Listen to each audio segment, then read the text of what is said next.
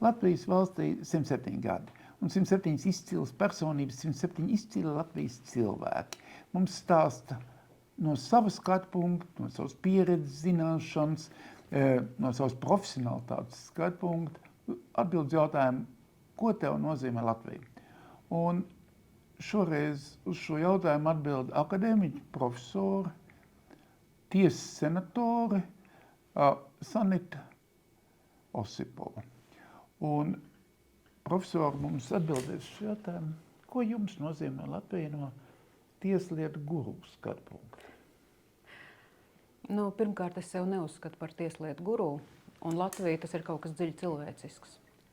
Tad, kad jūs man uzdevāt šo jautājumu, manī virmoja tādas emocijas, jo uz vienkāršajiem jautājumiem atbildēt ir visgrūtāk. Kas ir mīlestība, kas ir draudzība, kas ir laime?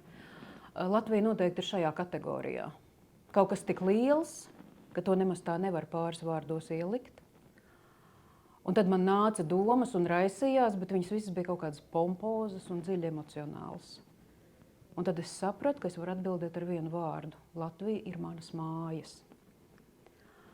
Un kā katras mājas, es gribu, lai viņas ir kārtībā, drošībā, mierā, lai cilvēki, kas tajās dzīvo, ir laimīgi, lai viņiem ir labklājība.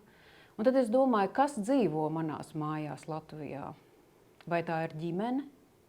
Un tad es sapratu, ka latviešiem tas jēdziens ģimene ienāk tikai 19. gadsimta beigās, un laikrakstos paralēli lietoja famīlija.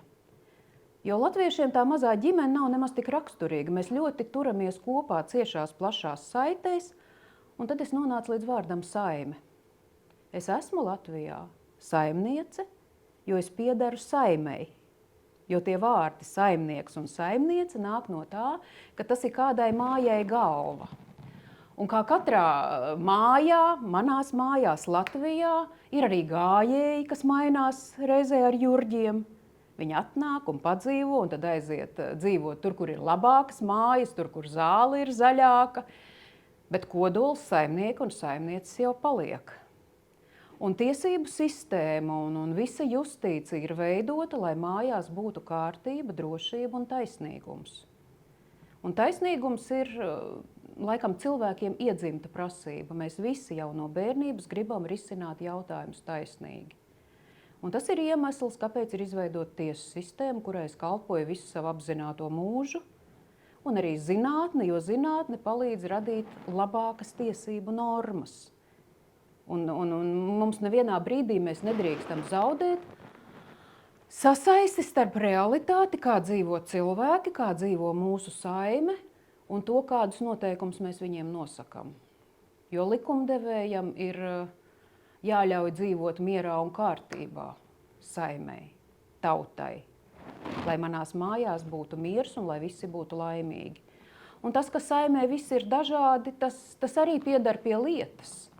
Bet saimnieki un saimnieces jau tiek ar visu galā. Man gribās domāt, ka mana Latvija ir laimīga, un mēs reizēm aizmirstam to, cik daudz mēs esam padarījuši kopš neatkarības atgūšanas. Es esmu bijusi citās valstīs, kas ap to laiku pēc padomju bloka sabrukuma bija gandrīz tādā pašā starta pozīcijā kā Latvija. Mēs aizmirstam, cik daudz mēs esam izdarījuši, kāda bija starta pozīcija. Un man reizēm ir žēl, ka mēs arī aizmirstam to, ar kādu gandarījumu mēs atbrīvojāmies no cenzūras, no dažādiem ierobežojumiem, jo mēs šobrīd tai savā mājā gribam likt ar vien striktākus noteikumus, kā drīkst dzīvot. Tā kā tādās, es negribu teikt pat studentu kopmītnēs, līdz cikiem drīkst trokšņot, bet mēs liekam tos noteikumus ļoti striktus, aizmirstot, ka cilvēks ir gudrs, ka cilvēks var pašnoteikties, ka cilvēkam ir brīvība.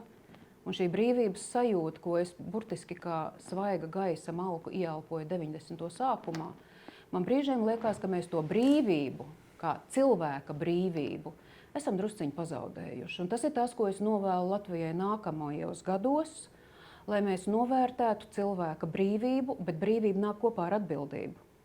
Mēs nevaram dot cilvēkam brīvību prasīt no valsts. Man vajag pabalstus, man vajag darba vietu, man vajag dzīves vietu. Nē, ja mēs izvēlamies, ka cilvēks ir brīvs, tas nozīmē, ka viņš pats uzņemās atbildību par savu dzīvi, viņš pats uzņemās pienākumus. Un pie tā laikam vēl ir jāstrādā. Jo brīžiem man liekas, ka tas, ko padomju valsts mums solīja, labu nākotni, pārticību, katram dzīvoklis, ka mēs to tagad gribam sagaidīt no Latvijas valsts. Padomju valsts mums to solīja, bet nedeva, bet pretīm ņēma ierobežojumus. Arī no tās nopelnītās algas mēs jau saņēmām ļoti maz.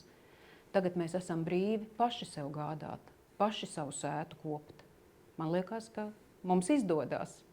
Piemēram, tagad tikko izstaigājot Staro Rīgu, šogad bija tik koša un krāšņa Staro Rīga kā nevienu gadu. Daudz laimes dzimšanas dienā Latvija. Un tomēr es jums gribu uzdot dažus jautājumus. Nu, mēģiniet. Pamēģināšu. Par zinātnes iespējām ietekmēt likumdošanu kā tādu, jo ja tomēr tā zinātne ir arī juridiska justīcija, ir tik tomēr zinoši, vai jums ir pietiekams iespējas no šo zināšanu apjomu ietekmēt Latvijas likumdošanu?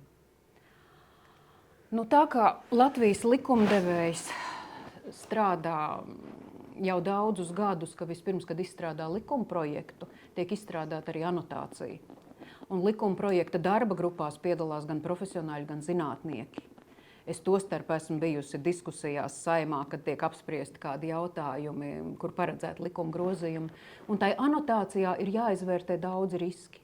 Es gribu teikt, ka jau šobrīd zinātne iet sazobē. Vai zinātne uzklausa, tas ir cits jautājums. Vai lobiju intereses vai kaut kādi politiski, varbūt tuvredzīgi mērķi norulē pāri tam, ko zinātne apzina kā riskus. Tas ir cits jautājums. Bet tas, ka zinātne dod šos padomus, tas, ka zinātne strādā sadarbībā ar likumdevēju, tas ir viennozīmīgi. Pirms es aizgāju uz Satversmes tiesu, kāpēc es vispār nonācu Satversmes tiesā, tāpēc, ka apmēram gadu iepriekš es kopā ar Aigaru Strupišu un Aiju Riebu izstrādāju pētījumu par to, kā efektivizēt tiesu darbu Latvijā. Un no šī pētījuma daudzas lietas ir iedzīvinātas un darbojās Latvijā. Tā ka es varu teikt, ka arī mans kā zinātnieka sniegums ir kaut ko ienesis Latvijas tiesību sistēmā. Un otrs jautājums, kādi ir jūs jaunie jurisprudents studenti? Ko jūs redzat mūsu nākotnes juristos? Studenti ir tādi, kādus izlaiž skolu sistēma. Un ja skolu sistēma šobrīd izlaiž gan izcilniekus, kas ņem pasaules līmeņa olimpiādēs, kas piedalās politiskajās debatēs, kas piedalās diskusijās Lampa, tas ir viens gals studentiem. Bet Latvijas skolu sistēma šobrīd ar diplomu izlaiž arī nesekmīgos. Jo ja kāds saņem par 10, 15, 20% no 100 atestātu, tad man gribās teikt, ka mēs izlaižam ārā cilvēkus, kas ir nesekmīgi. Un es reizēm domāju, vai Latvijas Republika izpilda to saistību, ko ir uzņēmusies ar Satversmi. Jo Satversmē ir ierakstīts, ka ikvienam ir garantēta pamatizglītība 9 klases. Bet ja mēs izlaižam ar atestātu nesekmīgu, vai mēs esam izpildījuši pret šo cilvēku valsts uzņemtās saistības, ka viņš iegūst zināšanas, kuras valsts dod 9 klasēs pilnvērtīgi. Tā ka par studentiem es varu teikt, ka izcilais gals ar katru gadu kļūst izcilāks, jo viņiem ir fantastiskas iespējas, tostarp valsts organizētos projektos, nevalstisko organizāciju projektos. Viņi savus prasmes jau vidusskolā pilnveido fantastiskā līmenī. Man ir pilnvērtīgas diskusijas ar pirmā kursa studentiem. Tai pašā laikā vājais gals tie, kuri atbirst pirmajos gados, tad ir jautājums, vai vispār viņiem vajadzēja nonākt augstskolā. Atgriezīsimies pie tā, ko jūs jau pateicāt, jūs vēlējums Latvijas valstī. Būt lepnai par to, ko mēs esam sasnieguši, jo mēs esam izdarījuši ļoti daudz, un novērtēt un cienīt katra cilvēka brīvību un pašnoteikšanos. Es jums ļoti pateicos. Paldies!